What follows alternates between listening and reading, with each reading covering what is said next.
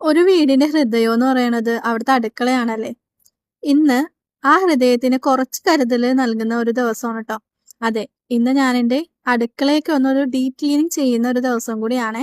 രാവിലെ തന്നെ കുളിച്ചിട്ടുണ്ട്. പിന്നെ അലക്കിയിട്ടേക്കുന്ന കുറച്ച് ഉടുപ്പുകളും കൂടെ വെയില് കണ്ടതുകൊണ്ട് അതും ഒന്ന് വിരിച്ചിടാന്ന് വിചാരിച്ചു കേട്ടാ.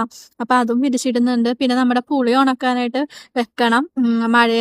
രാത്രി മാത്രമേ ഇപ്പൊ മഴയുള്ളൂ. പകലിപ്പോ വെയിലായതുകൊണ്ട് കഴിയുന്നതും വെയിലിന്റെ ചൂടേറ്റിട്ട് തന്നെ അതിപ്പോ ഞാൻ ഉണക്കിയെടുക്കാറാണ് ട്ടോ നോക്കാറായിട്ടുള്ളത് കൂടുതലും. കാരണം ഇവിടെ ഇപ്പൊ അടുപ്പ് കത്തിക്കാനൊന്നും പറ്റുന്നില്ലല്ലോ. അതുകൊണ്ടേ.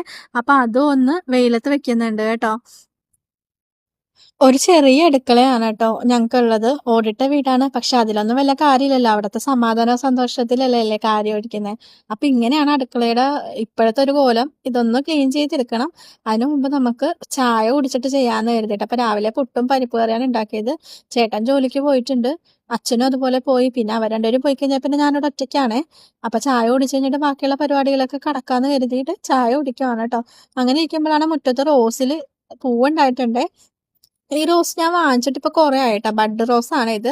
ഇതിനാവശ്യമായിട്ടുള്ള ഒരു കാര്യവും ഞാൻ ചെയ്ത് കൊടുക്കാറില്ല ട്ടോ. ആകെ വെള്ളം മാത്രം കൊടുക്കാറുള്ളൂ. പക്ഷെ എന്നാലും അത് കറക്റ്റായിട്ട് തന്നെ പൂത്തോളൂ ട്ടോ. മിക്കവാറും മാസങ്ങളിലൊക്കെ പൂക്കാറുണ്ട്. അപ്പൊ ഞാൻ എന്റെ ജോലിയിലോട്ടൊക്കെ കടന്നിട്ടുണ്ട്. ഇതിന്റെ മേലെ കയറാൻ കുറച്ച് ടാസ്ക് തന്നെയായിരുന്നു.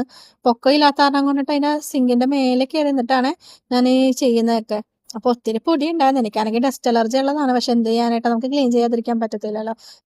ദേ ഈ ഒരു ജ്യൂസ് മേക്കർ കണ്ടോ? ഇതിന് ഞങ്ങടെ കല്യാണത്തിന്റെ തന്നെ വർഷം കണക്കുണ്ട് ട്ടോ. ഒരു 8 വർഷത്തോളം ആയിട്ടുണ്ട് ഞങ്ങടെ കല്യാണം കഴിഞ്ഞിട്ട്. ആ സമയത്ത് വാങ്ങിച്ച ജ്യൂസ് മേക്കറാണ്. അങ്ങനെ അത് ഉപയോഗിക്കാറൊന്നുമില്ല. ഇനി പൊടി തട്ടി എടുത്തിട്ടൊന്ന് ഉപയോഗിച്ച് നോക്കാന്ന് കരുതിയിരിക്കുന്നതാണ്. ഇപ്പൊ എന്റെ ക്ലീനിങ് ജോലിയൊക്കെ തുടർന്നുകൊണ്ട് തന്നെ ഇരിക്കുന്നതാണ് കേട്ടോ.